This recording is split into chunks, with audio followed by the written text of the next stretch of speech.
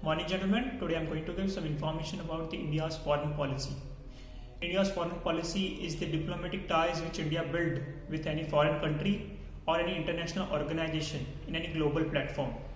With this 75 years of independence, India has now a right and a greater sense of confidence in expressing India first foreign policy. India will decide for itself and its foreign policy is not subject to any intimidation from any foreign power.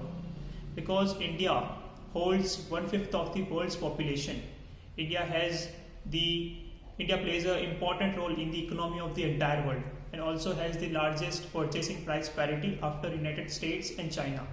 And that is the reason why India have its own side and have its own interest in any global platform. And also it is certainly a basic principle of any international relation that the national interest comes first. Why the India's foreign policy is considered to be reasonable in any global platform? Because India is considered a global power which can reduce the aggression of China in the global platform. Why? Because in the year 2014, India responded against the China's military aggression with a strong military pushback. Second reason is the countries are increasing its dependency on the raw materials from India and also considers India's market a huge opportunity for themselves.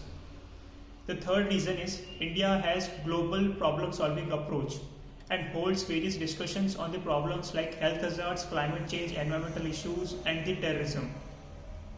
India supplied 6 crore COVID-19 vaccines to the two different countries under the vaccine diplomacy initiative.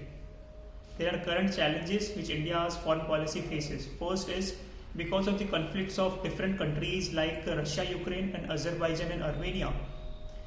India cannot support any one side. India has always adopted a neutral relation and it's certainly a complex political issue for India.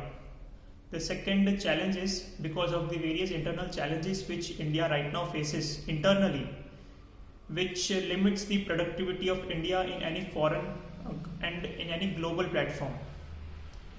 At last, I would like to say that the current collective approach which right now the Indian government is adopting to tackle the problems is a very good approach, and also bringing policy evolution but maintaining the same basic principles which were earlier implemented is the only key for the success of the India's foreign policy. Thank you, gentlemen.